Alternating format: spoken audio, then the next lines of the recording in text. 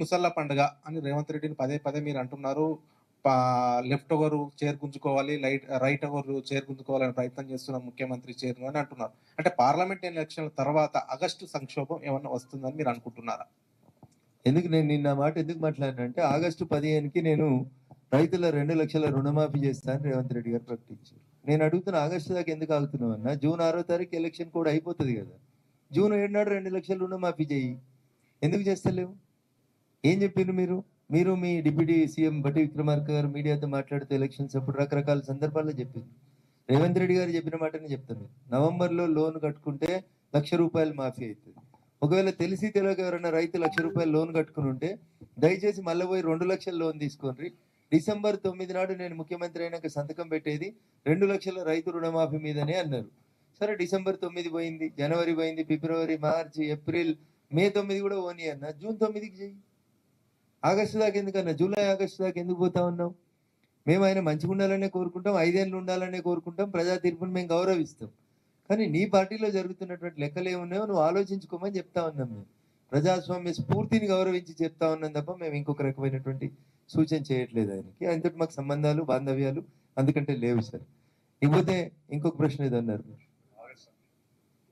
So ఒక తెలంగాణకే referendum కాదండి ఇది. కాశ్మీర్ నుంచి కన్యాకుమారి వరకు నరేంద్ర మోడీ గారి 10 సంవత్సరాల పాలనకి మేము దీన్ని రెఫరెండంగా స్వీకరించేటువంటి దమ్ము, ధైర్యం మాకు ఉంది కాబట్టే ఇగో 10 ఏళ్లలో మేము ఇది చేసినాం, ఇగో ఇది మా ప్రోగ్రెస్ కాబట్టి దీన్ని చూసి ఓట్లేయండి అని అడుగుతున్నాం. మేము కొత్తగా 2,00,000 మాఫీ చేస్తాము, 2,000 పింఛన్ని 4,000 చేస్తాము, స్కూటీలకి ఫ్రీ ఇస్తాము, స్కూటీలలో పెట్రోల్ ఫ్రీగా ఇస్తామని ఉచిత హామీలు ఇచ్చి వస్తలేమన్నా మేము బాజాబ్తా ఏం చేస్తామని చెప్తున్నాం, అదే చెప్పి అదే ఈ 10 ఏళ్లలో ఇన్ని చేసినాం, రేపు భవిష్యత్తులో ఇది చేస్తామని చెప్పి ప్రింటెడ్ పుస్తకాల్ని మంచి మరి ప్రజలకు ఓట్లు అడుగుతున్నాం అన్న. డెఫినెట్ గా రేవంత్ రెడ్డి గారు రెఫరెండం అనే మాటకు నిలబడతారో లేదో తెలియదు, కానీ మేమైతే నిలబడతాం తప్పకుండా. రమణేంద్ర గారు, మెదక్లో ఒక మాజీ ఐఏఎస్ ఆఫీసర్ అంటే ఒక కలెక్టరు బీఆర్ఎస్ అనేటువంటిది చాలా గట్టి పార్టీ, 6 ఎమ్మెల్యేలు ఉన్నటువంటి పార్టీ ఒకవైపు నుంచి, తెలంగాణలో అధికారంలో ఉన్నటువంటి కాంగ్రెస్ పార్టీ అభ్యర్థి బీసీ అనేటువంటి కార్డు ఉపయోగిస్తుంటే వాళ్ళిద్దరిని చీల్చుకొని అక్కడ బీజేపీ గెలుస్తుందని ఏ అంశాల వారిగా మీరు చెప్పగలుగుతారు? సో నిజామాబాద్ జిల్లాలో 2019 ఏప్రిల్లో జరిగిన ఎన్నికల్లో శ్రీమతి కవిత గారు కల్వకుంట్ల చంద్రశేఖరరావు గారి గారాల పట్టి ఓడిపోయినప్పుడు కూడా నిజామాబాద్ పార్లమెంట్ లోపల ఉన్నటువంటి 7 అసెంబ్లీ స్థానాలలో ఎవరున్నారు ఎమ్మెల్యేలను చూస్తే అప్పుడు టీఆర్ఎస్ పార్టీ ఎమ్మెల్యేలు ఉన్నారు 7. కరీంనగర్ లో బండి సంజయ్ గారు గెలిచినప్పుడు కరీంనగర్ లో యువరాజు అని కలలు కంటున్నటువంటి యువరాజు గారి సిరిసిల్లతో సహా 7 అసెంబ్లీలలో ఎవరున్నారు అధికారంలో అంటే టీఆర్ఎస్ పార్టీ ఎమ్మెల్యేలు ఉన్నారు. సికింద్రాబాద్ లో కిషన్ రెడ్డి గారు గెలిచినటువంటి సికింద్రాబాద్ పార్లమెంట్ స్థానంలో కూడా 7 ఎమ్మెల్యేలు కాంగ్రెస్ టీఆర్ఎస్ ఉన్నారు. ఆదిలాబాద్ లో కూడా 7 టీఆర్ఎస్ ఉన్నారు. కాబట్టి ప్రజలు మార్పు కోరుకున్నారు, వారి మాట వద్దనుకున్నారు, వారి అహంకారాన్ని దించాలనుకున్నప్పుడు అట్లా జరిగింది. As for as Medak is concern, Medak వచ్చిన తర్వాత లెక్క అడిగినారు మీరు సతీష్ గారు, బ్యూరోక్రాట్ వెంకట్రామరెడ్డి, నేను ఇందాక మీరు అడిగే కంటే ముందే చెప్పిన మల్లన్న సాగరు, రంగనాయక సాగరు, కొండపోచమ్మ సాగర్ల పేరిట మా ప్రస్తుత సిద్దిపేట జిల్లాను, పూర్వ మెదక్ జిల్లాను 100% విధ్వంసం చేసిన వ్యక్తి వెంకట్రామరెడ్డి గారు. రాజశేఖర రెడ్డి గారికి దగ్గరుండి రింగ్ రోడ్డుకి ల్యాండ్ ఎక్విజిషన్ చేసే అధికారిగా ఉండి రింగ్ రోడ్డును అష్టవంకరలు దింపి ప్రతి రింగ్ రోడ్డు వంక పక్కన ఆస్తులు తీసుకొని రాజపుష్ప పేరు మీద ఈ రోజు అక్రమ ఆస్తులు లక్షల కోట్లు సంపాదించుకున్న వ్యక్తి వెంకట్రామరెడ్డి. డీసీపీ రాధాకిషన్ రావు అనేటువంటి ఒక మాజీ పోలీస్ అధికారిని అరెస్ట్ చేస్తే ఆ పోలీస్ అధికారి ఇచ్చిన వాంగ్మూలంలో రాజపుష్ప అనే కంపెనీ దగ్గర నుంచి, వెంకట్రామరెడ్డి గారి ఇంటి దగ్గర నుంచి మేము స్పెషల్ గా టాస్క్ ఫోర్స్ వాహనాలలో ఎమ్మెల్యేలని ఎమ్మెల్సీలని గెలిపించేందుకు డబ్బులు రవాణా చేసినామని చెప్పి డీసీపీ రాధాకిషన్ రావు గారి వాంగ్మూలంలో వస్తే ఎందుకు రేవంత్ రెడ్డి గారు వెంకట్రామరెడ్డి గారి మీద అదే ఎఫ్ఐఆర్ లో ముద్దాయి చేస్తలేరు అనేది సమాజానికి చెప్పాలి. ఎందుకు చేస్తలేరంటే పొంగులేటి శ్రీనివాసరెడ్డి గారికి ప్రియంకుడు కాబట్టి చేస్తలేరా, లేకపోతే ఇంకేదనే చెప్పాలి. ఉత్తగొచ్చి నిన్న మెదక్లో తిట్టినావు, 100 ఎకరాలు గుంజుకున్నాడు, కాసిం రజ్వీ సైన్యం లాగా పోలీసు వాళ్ళని పెట్టి ఎత్తేసిండు. మరి ఎందుకు? ఇంత మంచి ఆధారం ఉంది కదా. ఎవరు చెప్పారు? రఘునందన్ రావు రాజకీయ ఆరోపణ చేయలేదు. రఘునందన్ రావు 2020 నవంబర్ నుంచి మొత్తుకునుండే రాధాకిషన్ రావు అనేటువంటి ఒక డీసీపీ బాజాప్తా పంజగుట్ట పోలీస్ స్టేషన్ లో నమోదైన ఒక ఎఫ్ఐఆర్ లో మాట్లాడుతూ రాజపుష్ప అనేటువంటి సంస్థ 4 అన్నదమ్ములు, జాయింట్ ఫ్యామిలీ, తెల్లాపురం, రాజపుష్ప విల్లాలు, ఆయన నా క్లాస్మేటు, ఇంత కరెక్ట్ గా చెప్పి అడిగి పైసలు తీసుకుపోయినా మీకు ఎస్ఐ పేరు ఇది, ఇచ్చిన వాహనం పేరు బోలేరు అని చెప్పిండు. నిజంగా రేవంత్ రెడ్డి గారికి కేసీఆర్ కుటుంబాన్ని అవినీతి చేసిన వాళ్ళని జైలు వేయాలనే కోరికుంటే ఎందుకు వెంకట్రామరెడ్డి గారిని అరెస్ట్ చేస్తలేరు? ఏ బంధం ఉంది? ఏ సంబంధం ఉంది? ఇందాక అడిగింది కదా, ఏ బంధంతో ముందుకు పోతా ఉన్నారు వాళ్ళు? వెంకట్రామరెడ్డిని యాక్చువల్గా ముద్దాయిం చేసి లోపలేయాలి కదా. మీకు ఇంకో మాట చెప్తా, శరత్ చంద్రారెడ్డి అనేటువంటి ఒక వ్యక్తి ఎవరైతే మొన్నటిదాకా ఈడీ కేసులో అప్రూవర్, నిన్న సిబిఐ కేసులో అప్రూవర్గా మారిండో, ఆ శరత్ చంద్రారెడ్డి క్రిస్టల్ క్లియర్గా చెప్పిండు, నువ్వు తెలంగాణలో వ్యాపారం చేసుకోవాలంటే నాకు ఇన్ని పైసలు ఇవ్వమని చెప్పి చెల్లె తిహార్ జైల్లో ఉన్న చెల్లె అడిగి తీసుకుపోయింది అని చెప్పిండు. It is a cognizable offence. Revanth Reddy గారిని అడుగుతున్నా నేను, నీకు బీఆర్ఎస్ పార్టీతో సత్సంబంధాలు లేకపోతే, కాంగ్రెస్ బీఆర్ఎస్ ఒక నాణానికి రెండు బొమ్మ బొరుసు కాకపోతే ఎందుకు వెంకట్రామరెడ్డి మీద ఎందుకు కేసు అయితలేదు? వెంకట్రామరెడ్డి ఎందుకు అరెస్ట్ అయితలేడు చెప్పాలి. కవిత నన్ను బెదిరించి ఎక్స్టార్షన్ చేసి ఇన్ని కోట్లు తీసుకున్నదని బయట చెప్పలే శరత్ చంద్రారెడ్డి. మా కోర్టు భాషలో చెప్పాలంటే 164 సిఆర్పిసి స్టేట్మెంట్ జడ్జి ముందు వచ్చి శరత్ చంద్రారెడ్డి చెప్పి ఇన్ని కోట్లు నీ వ్యాపారం నడవది, ఫార్మా ఇండస్ట్రీ నడవదని బెదిరించి కవిత ఎక్స్టార్షన్ చేసింది అంటాం. 384 సెక్షన్ వస్తుంది. రేవంత్ రెడ్డి గారు మీ అమిన్ సాబులు మర్చిపోతే యాద్ చేయండి. ఎక్స్టార్షన్ 384 కింద బలవంతంగా పెట్టి కంపెనీ నడపలేవని చెప్పి డబ్బులు ఎత్తుకపోయింది కదా. ఎందుకు కవిత మీద ఎఫ్ఐఆర్ చేస్తలేవు? ఏ బంధం కాపాడుతుంది? శరత్ చంద్రారెడ్డిని పిలిచి సుమోటో కింద కంప్లైంట్ తీసుకోవచ్చు కదా. పోనీ శరత్ చంద్రారెడ్డి వస్తలేడు, మీ డీసీపీని చెప్పిండ్రు, ఆయన పోయి జడ్జి ముంగట చెప్పిండు, సర్టిఫైడ్ కాపీ తెచ్చి కవిత మీద ఎఫ్ఐఆర్ చేయాలి కదా. ఇగో ఇది 2015లో ఓటుకు నోటు కేసు అయితే 2024 దాకా కేసు ట్రయల్ ఉండదు, శిక్ష ఉండదు. అవర్ పీపుల్ బ్రీఫ్డ్ మీ అన్న తర్వాత దాన్ని చండీగఢ్ పంపించినాం, రిపోర్ట్ వచ్చింది, నేను దేవుడు కూడా కాపాడలేదన్న చంద్రశేఖరరావు గారు. మరి రేవంత్ రెడ్డి గారిని 2015లో కేసు రిజిస్టర్ అయితే 2024 దాకా ఎవరికైనా కాపాడుతున్నారు? ఇది బీఆర్ఎస్ కాంగ్రెస్ మధ్యలో సంబంధం కాదా? కవితని పిలిచి 2 సార్లు ఇన్వెస్టిగేషన్ చేసి అరెస్ట్ చేయకపోతేనేమో బీజేపీకి బీఆర్ఎస్ కు బంధం ఉంటుంది. కానీ 2015లో ఓటుకు నోట్లో దొరికి అందరు తిట్టిరు, నేను తిట్టలే. పట్టపగలు దొరికిన దొంగ అన్నారు రేవంత్ రెడ్డిని పట్టుకొని. మరి ఆ దొంగకు శిక్ష ఎందుకు ఎత్తలేరు? ఎందుకు ఏపిస్తలేరు? ఎందుకు ట్రయల్ నడుస్తలేదు? ఏం జరుగుతుంది? దాని వెనకాల ఉన్నది ఏంది?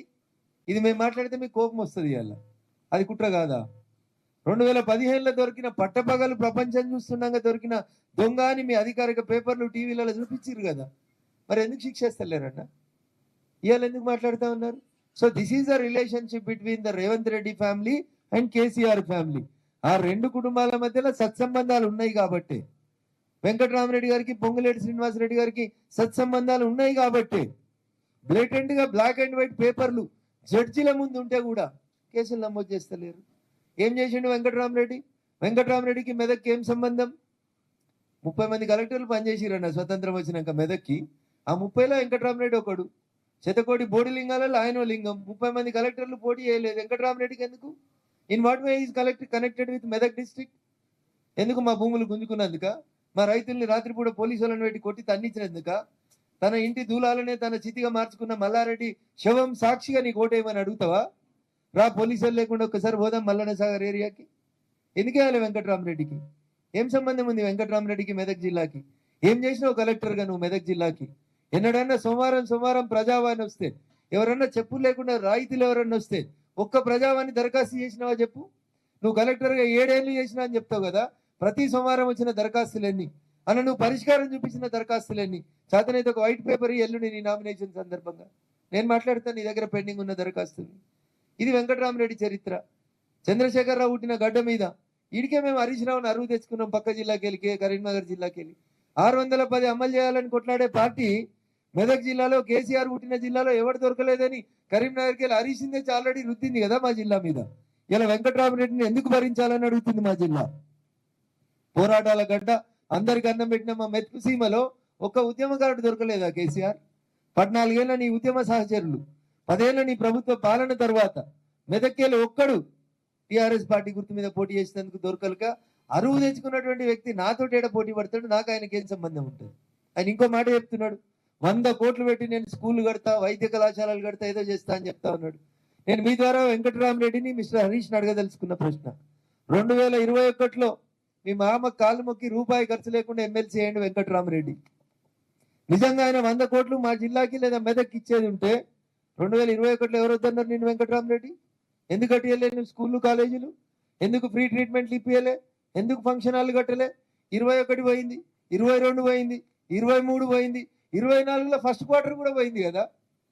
మరి నాకు 30 బెడ్రూమ్లు ఉన్నాయని చెప్తున్నాడు మన మా దుబ్బాకి వచ్చి. నీ ఇంట్లో 30 బెడ్రూమ్లు ఉంటే నాకేంది సార్? అత్తకో బెడ్రూమ్ అల్లునికో బెడ్రూమ్ ఇస్తా అని ఇయ్యలేదు కదా, గదడుగు అని అడుగుతున్నాం మేము మా దుబ్బాకోళ్ళం. ఈయన వచ్చి మా దగ్గర పోటీ చేసేదా ముచ్చట చెప్తా అంటే 21లో ఎమ్మెల్సీ రూపాయి ఇయ్యలే, ఒకరిని పరామర్శించలే, ఒకరిని దవాఖానలు ఉంటే పోయి పరామర్శించలే. 100 కోట్లు పెట్టేది ఉంటే ఈ 3 సంవత్సరాలుగా పెట్టాల్సింది కదా.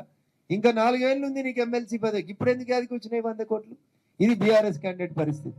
కాంగ్రెస్ పార్టీ క్యాండిడేట్ మా మెదక్ జిల్లాలో ఇందిరమ్మ రాజ్యం తెస్తామని చెప్పి రేవంత్ రెడ్డి గారి పాలనలో కాంగ్రెస్ పార్టీ కూడా క్యాండిడేట్ లేరు పాపం. పటాన్చెరులో కాంగ్రెస్ పార్టీ బీఫామ్ మీద పోటీ చేసిన కాటా శ్రీనివాస్ గౌడ్ అనే ఓ బీసీ బిడ్డను ఓడగొట్టిన ఆయన తీసుకొచ్చి ఈయన బీసీ బిడ్డ, ఈయన కోట ఏమని అడుగుతుండు. మరి కాటా శ్రీనివాస్ గౌడ్ పటాన్చెరులో మొన్న 2023 నవంబర్లో జరిగిన అసెంబ్లీ ఎన్నికల్లో హస్తం గుర్తు మీద పోటీ చేసిన బీసీ బిడ్డను ఓడగొట్టిన తెచ్చి నెల రోజుల నోటిఫికేషన్ లో 3 పార్టీలు మారినోడిని తీసుకొచ్చి ఈయన కోటేరి ఈయన బీసీ బిడ్డ అంటే, మరి ఆ బీసీ బిడ్డ సామాజిక వర్గం ఒక్కడే ఎమ్మెల్యే ఉన్నాడు రాష్ట్ర శాసనసభలో. ఆయనకి ఎందుకు ఇవ్వలే మంత్రి పదవి రేవంత్ రెడ్డి గారు? ఇక వీళ్ళు వచ్చి బూటకాలు చెప్తే మా మెదకోళ్ళు ఎప్పటికీ మోసపోతారు అనుకుంటే దుర్మార్గం.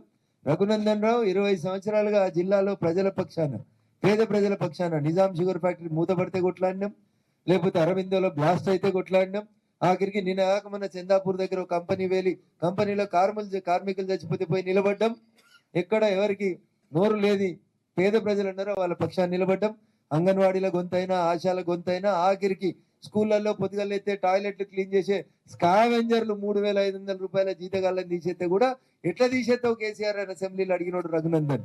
జయ జయ హే తెలంగాణ జననీ జయ కేతనం అని ఉద్యమ సమయంలో పాడించిన ఉద్యమ గీతం ఎందుకు నీకు తెలంగాణ రాష్ట్ర గీతం కాలేదు కేసీఆర్ అని అసెంబ్లీలో అడుగుపెట్టిన మొట్టమొదటి రోజు ప్రశ్నించిన గొంతు రఘునందన్ రావు గొంతు. ఆఖరికి వరంగల్ పోయి జర్నలిస్టులకి డబుల్ బెడ్రూమ్లు ఇస్తాం, గోపన్పల్లిలో పెద్ద పెద్ద ప్లాట్లు ఇస్తామని ముంచితే ఎందుకు ఇస్తలేవు సార్ అని అసెంబ్లీలో అడిగిన గొంతు ఈ రఘునందన్ గొంతు. Yes, this is the voice of voiceless. కాబట్టి బరాబరి మా మెదక్ ప్రజలు నన్ను ఆశీర్వదిస్తారని నాకు సంపూర్ణమైన విశ్వాసం ఉంది. సతీష్ గారు అన్న, మీరు ప్రసంగం